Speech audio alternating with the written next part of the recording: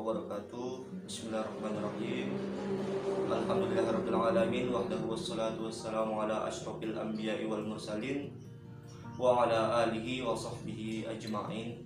Amma ba'd. Yang pertama-tama, marilah sama-sama kita ucapkan puji dan syukur kehadirat Allah Subhanahu wa taala, yang mana dengan limpahan berkah dan karunia-Nya lah, dengan nikmatnya lah kita masih bisa merasakan kesehatan dan juga kesempatan hingga pada saat ini. Dan juga yang terpenting adalah kita masih diberikan nikmat keimanan dan juga nikmat keislaman. Dan juga semoga dengan nikmat yang Allah berikan itu kita termasuk bisa menjaganya menjadi umat yang abadan syakur, menjadi hamba yang bersyukur, tidak mengkufuri nikmat Allah Subhanahu wa taala. Selanjutnya, sholawat bertakaikan salam marilah sama-sama kita hadiahkan kepada ruh baginda kita Nabi besar Muhammad SAW. Semoga dengan memperbanyak sholawat kepadanya dengan lafaz Allahumma sholli ala sayyidina Muhammad wa ala ali sayyidina Muhammad, maka kita kelak akan mendapat syafaat di yaumil akhir. Amin amin ya rabbal alamin. Selanjutnya kita masuk kepada materi pembelajaran kita pada kali ini, yaitu materi pembelajaran kelas 9. Salah satunya pada bab terakhir membahas mengenai upacara dan tradisi Islam di Madura. Jadi kita harus paham begitu, apa sebenarnya tradisi-tradisi Islam yang ada di Madura begitu.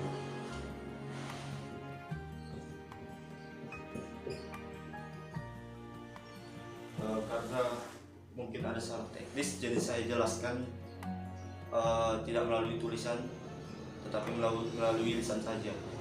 Jadi di Madura itu yang pertama ada yang namanya tradisi sholawatan begitu. Jadi biasanya orang kan kalau jika sholawatan diadakan di masjid, diadakan di tempat ibadat, tapi jika di Madura mereka mengadakan sholawat itu berganti-gantian antara warga yang satu dengan warga yang lainnya begitu.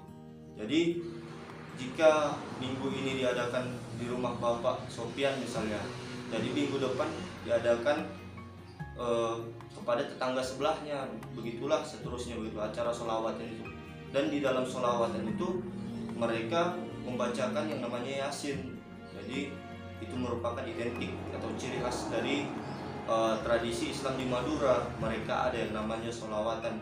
Setelah mereka yasinan, baru mereka mengadakan yang namanya sholawatan.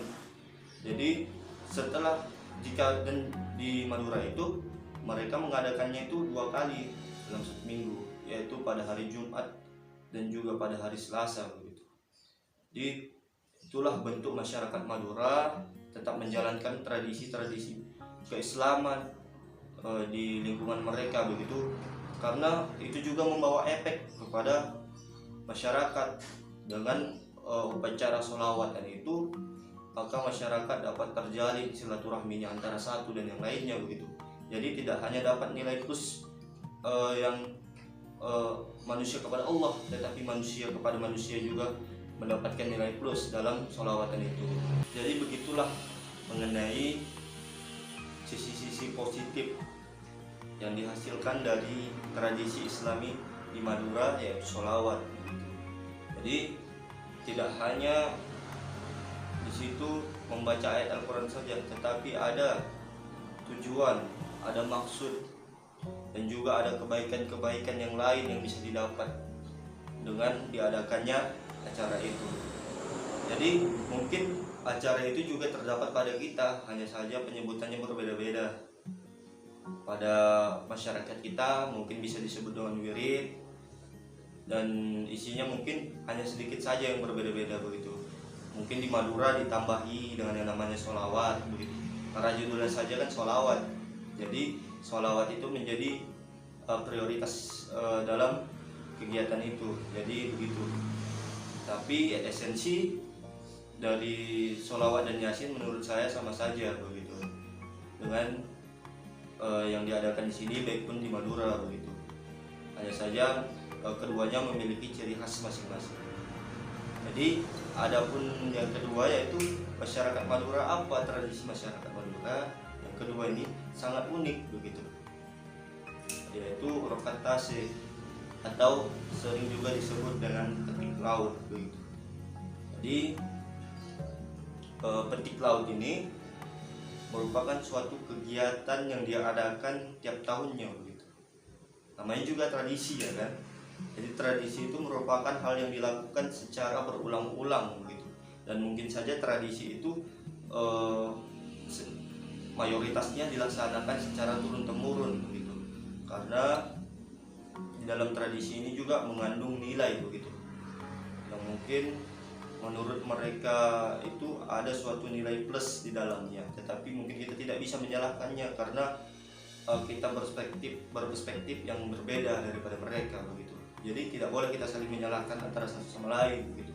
Karena mungkin di budaya mereka ada yang namanya rokat tase, itu kan mengarungkan makanan di laut gitu.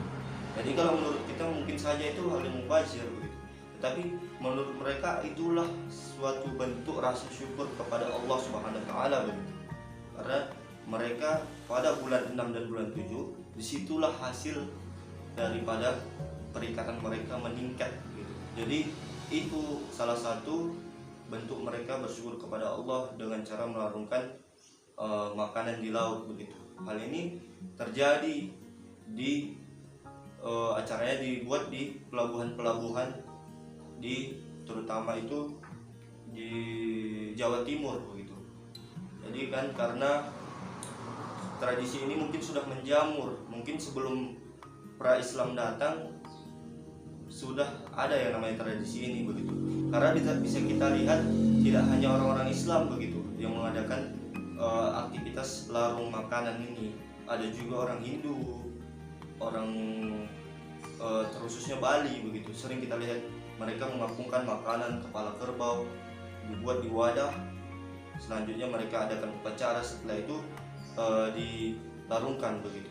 Jadi kalau di Madura ini bedanya, mereka melakukan istighosah dulu sebelum melakukan pelarungan ini, dan melanjutkannya dengan tahlil. Jadi beda dia.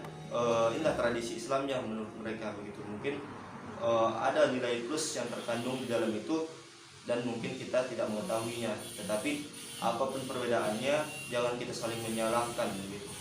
Karena di tempat kita mungkin juga ada tradisi yang berbeda-beda begitu. Tempat kita, bahkan tempat saya sendiri ada begitu masalah jika syukuran itu memakai nama jalan kepang, dan itu budaya Jawa. Tapi kan kalau kita kaji mungkin hal ini bertentangan begitu dengan Islam. Tetapi itulah, kita tidak bisa menyalahkan menurut perspektif, karena di sini saya juga bukan ahlinya begitu untuk menghalal haramkan segala sesuatu itu. Jadi sudah ada mungkin dari ulama Indonesia. Itulah dua tradisi yang saya bahas pada kali ini begitu, yaitu ada tradisi sholawat tadi dan juga tradisi yang namanya rokat tase atau petik laut begitu. Karena jika kita lihat di berita atau di media sosial, buka saja rokat tase itu sudah muncul gambar bahwasanya ada kapal-kapal membawa makanan. Setelah mereka berada di jauh dari pinggiran, baru mereka larungkan itu makanan dan segala macam yang telah dipersiapkan tadi begitu.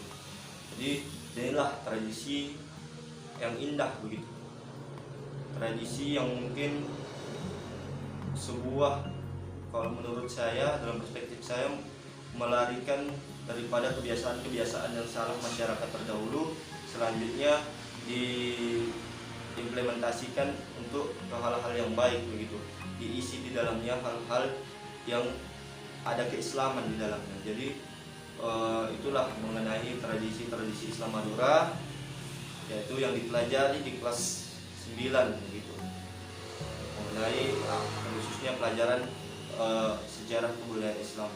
Hal ini perlu kita ketahui begitu, karena Indonesia ini memiliki beragam tradisi, khususnya tradisi Islam yang berbeda begitu. Dan kita satu sama lain jangan saling menjelekkan, jangan saling memburukkan. tetapi marilah sama-sama kita dukung, marilah sama-sama kita eh, jalankan tradisi yang telah ada itu, karena tradisi ini merupakan suatu hal yang sangat berharga gitu, terkhusus bagi masyarakat yang melaksanakannya gitu. Mungkin itu saja penjelasan saya mengenai tradisi Madura kali ini, karena yang saya jelaskan hanya yang ada di poin A dan poin B-nya, dan ada nanti poin berikutnya yang akan kita bahas pada video selanjutnya. Baik, mungkin itu saja yang bisa saya sampaikan mengenai tradisi Islam Madura, yaitu ada sholawat dan juga ada yang namanya rokat kasih atau petik laut. Mudah-mudahan dengan kita mempelajari hal itu dapat menambah wawasan dan juga pola pikir kita mengenai perbedaan dan juga nilai plus dari suatu tradisi itu. Mungkin itu saja. Sebelumnya saya ingin berpantun. Kuntilah anak naik sepeda jadi ke lumpur. Jangan lama-lama tatap muka saya, nanti Anda tidak bisa tidur. Assalamualaikum warahmatullahi wabarakatuh.